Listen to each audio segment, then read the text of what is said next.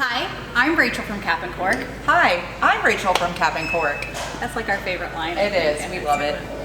Well, this month is probably our favorite time of the year at Cap and Cork. It is Bourbon Heritage Month. Nice. So we spend a lot of time, I would say, probably talking about bourbon in general. We do. Between our barrel picks and us being on the barrel pick team and all of the great selections that we bring to Northeast Indiana, you know, we talk a lot about mash bills, we talk about flavor profiles and all those things. So for Bourbon Heritage Month, I wanted to change that conversation and talk a little more about the history and the heritage of what goes into these bottles.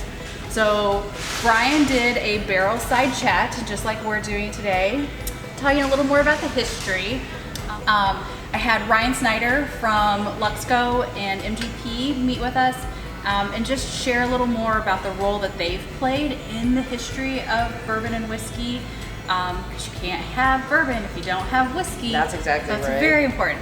So I wanted to dive into some firsts. So looking at the history, we were digging up a few things on the first, what did I say? The first commercial distillery. Yes. Was Heaven Hill. So that was Heaven Hill, and they have a laundry list of legacy brands. We have so much, and it's all just absolutely delicious. And when bourbon has been around for as long as it has, you're bound to run into like an amazing amount of history and stories behind it, and lots of good first.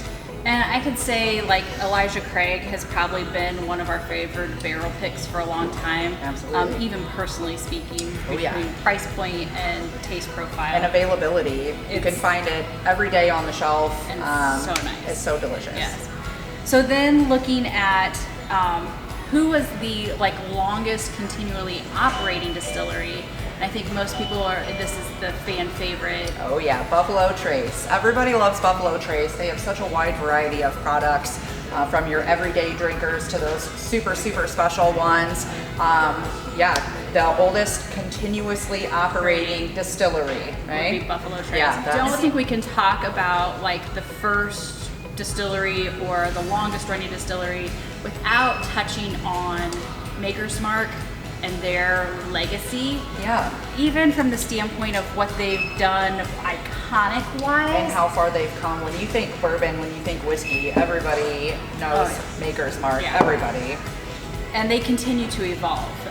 They found their wheelhouse, but they continue to sort of stretch within that. Yeah. Even look at the latest staves that they've added to their private selection.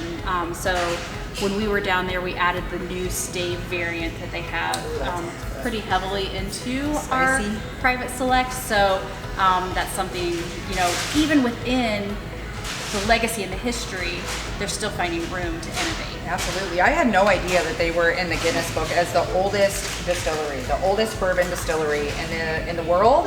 I had no idea. Also, like Jack Daniels, I think he has, granted it's not bourbon, but he has a foothold in the whiskey history that all plays into what bourbon has become. Absolutely. And connected to that too, I don't think we can talk about Jack Daniels without mentioning the role that now has come to light with Uncle Nearest.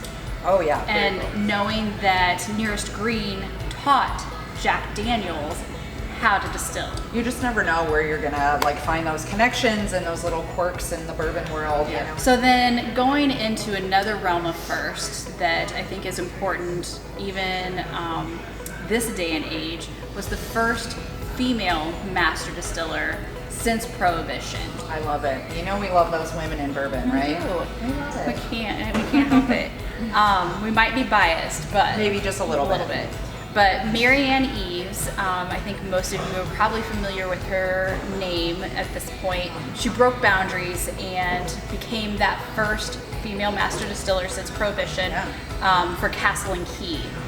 She's since left Castle and Key and done other things, but that's where she opened the door. Bingo. And for a lot of women, and it's, bourbon is definitely a man's game, but we love that. And I even like how we talked about these brands continue to evolve, even being the first or the longest or the oldest.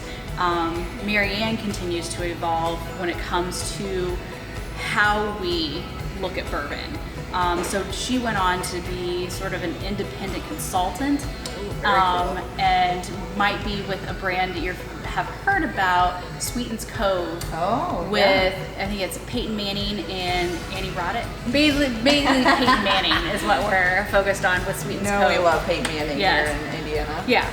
So I think while bourbon is something that we have a long heritage with, it continues to change its story and have a new chapter. Yes, adding to the story. Yes.